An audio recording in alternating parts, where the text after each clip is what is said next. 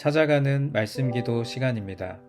오늘도 하나님의 은혜가 성도님들의 가정과 일터와 이웃 가운데 넘치시기를 주님의 이름으로 축복합니다.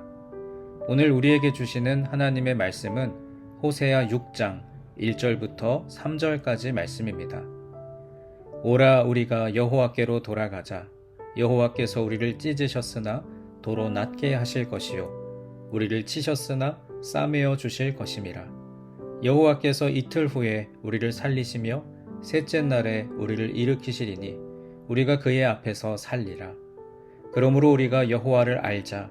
힘써 여호와를 알자.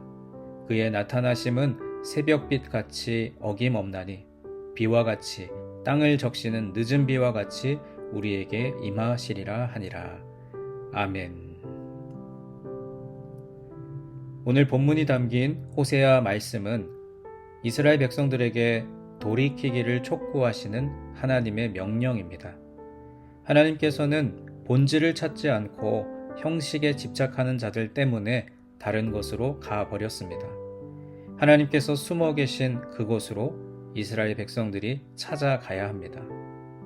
돌이킨다는 것은 내가 하나님께서 계신 곳으로 나의 발걸음을 옮기는 것입니다. 이것이 진정한 돌이킴입니다. 그런데 문제는 장소가 아니라 마음입니다. 우리 마음과 심령이 하나님께서 원하시는 곳으로 옮겨가야 합니다. 하나님께서 원하시는 것은 인애와 하나님을 아는 지식입니다. 그런데 문제는 이스라엘 백성들의 이중성에 있었습니다. 그들은 제사를 열심히 드리는 사람들이었습니다. 예배는 열심히 드리는데 진실이 없고 인애도 없으며 하나님을 아는 지식도 없었습니다. 열심히 예배드리는 자는 당연히 하나님에 대한 진실을 가지고 있어야 하고 백성들의 잘못을 덮어주는 인애가 있어야 하며 하나님에 대한 지식도 풍성해야 하는데 북이스라엘 백성들은 예배는 열심히 드리지만 하나님에 대한 지식도 없었고 인애도 진실도 없었습니다. 왜 그랬을까요? 바로 그들은 자기 중심적으로 예배를 드렸기 때문입니다. 하나님에 대해서 관심이 없었습니다. 그저 예배당에 몸만 나와 있었습니다. 양과 소를 가지고 와서 예배를 드리는데 말씀에 대해서는 관심이 없었습니다. 내가 이만큼 바치면 하나님께서 내 창고를 채워주실 것이라는 욕심에 가득 차서 예배를 드렸습니다. 그러니 예배 후에 이웃의 잘못을 덮어주지 않았습니다. 이웃이 어떤 잘못을 저질러도 관심이 없었습니다. 말씀에도 관심이 없고 하나님과의 관계에도 관심이 없었던 것이죠. 바로 그것이 하나님께는 죄악이었고 이스라엘 백성들의 문제였습니다. 그래서 하나님께서는 인애와 진실을 가지고 하나님에 대한 지식을 회복해서 돌아오라고 촉구하시는 것입니다. 오늘 본문 1절과 2절에서 인애와 진실과 하나님을 아는 지식이 없는 자는 하나님께서 치시고 찢으시지만 돌이키면 싸매어 주시고 낫게 하신다고 약속하셨습니다. 문자 그대로 이틀과 3일이 아니라 회복과 치유가 빨리 일어날 것이라는 약속이었습니다. 돌이키기만 하면 내가 너희를 회복시키고 살려주겠다는 말씀이었습니다. 내 앞에 돌아와서 진실을 회복하고 인애를 가지고 하나님을 아는 지식을 풍성히 가지면 내가 싸매어주고 고쳐주겠다고 약속하셨습니다. 그런데 더 중요한 것은 오늘 본문 2절 끝부분에 살리라 하는 말씀입니다. 이것은 우리가 고침을 받고 나서 하나님을 떠나서는 안 된다는 경고의 말씀이기도 합니다. 우리가 하나님께 치유와 고침을 받았다면 하나님 앞에서 살아가야 합니다. 삶 가운데에는 더한 고통이 따를 수도 있습니다. 삶 가운데에는 갈등이 따를 수도 있습니다. 이것이 바로 성화, 성결의 길입니다. 우리가 하나님 앞에서 회복되고 난 후에 매일 성결의 삶을 살아가야 하는데 사실은 이 삶이 결코 만만치 않습니다. 이스라엘 백성들이 10가지 재앙을 경험하고 홍해를 건널 때까지만 해도 구름 위를 떠다니는 것만 같았습니다. 하지만 그들의 40년 여정은 고단하고 힘든 여정이었습니다. 살아가야 했기 때문입니다.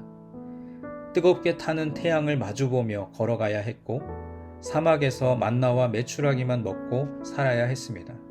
하지만 이 삶 가운데에서 하나님이 그들에게 바라고 원하시는 것이 분명히 있었습니다. 하나님께서 그들에게 새벽 빛과 늦은 비같이 똑같은 은혜를 일정하게 주신다는 사실이었습니다. 주님께서 사랑하시는 여러분, 하나님 앞에서 성결의 삶을 견디며 살다 보면 새벽빛 같은 하나님을 경험합니다. 늦은 비같이 우리를 책임지시는 하나님을 경험합니다.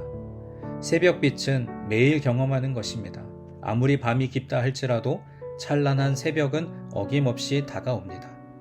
악이 관영한 세상이라 하더라도 언젠가는 악이 떠나가고 하나님의 빛이 우리의 인생을 찬란하게 비추는 것을 경험하게 될 것입니다.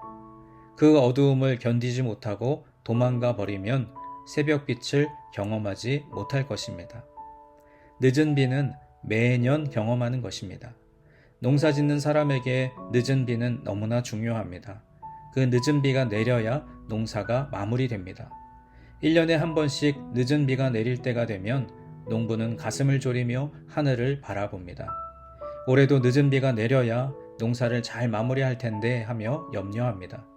그런데 매년 늦은 비는 때가 되면 하늘에서 내렸습니다. 하나님의 은혜가 임한 것이죠. 하나님 앞에서 살아가면 매일 새벽빛을 경험하고 매년 늦은 비를 경험합니다. 이것이 하나님 앞에서 견디며 사는 자에게 주시는 축복입니다.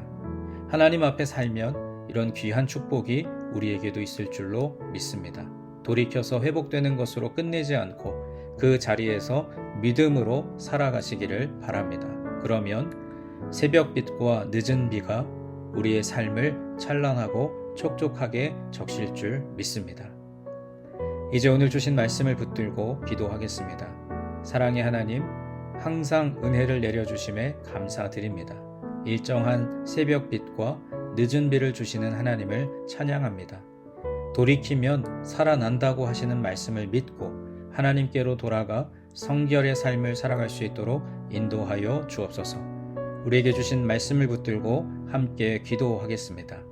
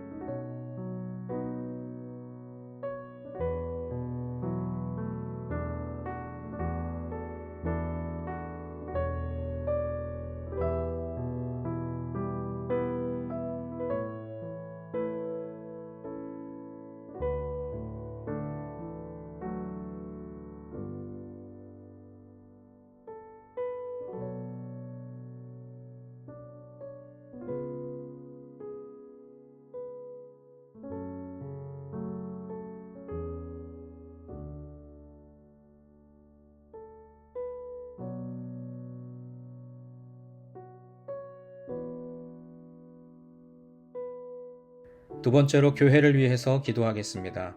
오늘은 특별히 환우들과 장기 결석자들, 그리고 교회의 이런저런 상황으로 인해 떨어져 나간 교우들을 위해 기도하겠습니다. 주님, 유니온의 환우들과 여러 가지 사정으로 교회에 나오지 못하고 계시는 교우들을 축복하시어 그들의 마음과 육신이 더욱 강건해지게 하옵소서. 어디에 있든지 늘 주님과 동행하는 삶을 살게 하옵소서. 우리 교회와 교우들을 위해서 함께 기도하겠습니다.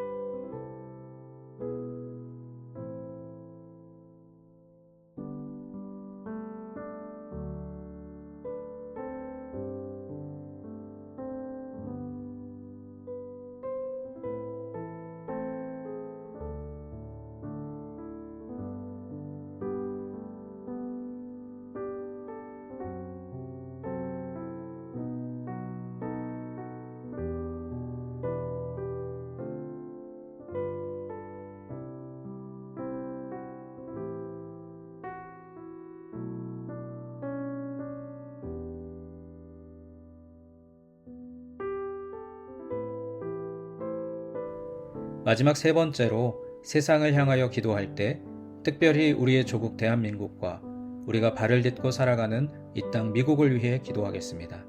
하나님, 대한민국과 미국의 지도자들을 바로 세워주시고 주님의 말씀이 조국과 이 땅 위에 바로 서게 하여 주옵소서.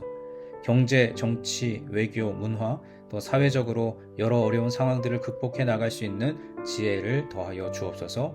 우리 세상을 향하여 또 여러분 각자가 가지고 계신 기도의 제목들을 품고 자유롭게 기도하시며 오늘도 삶의 자리로 나아가겠습니다. 기도하겠습니다.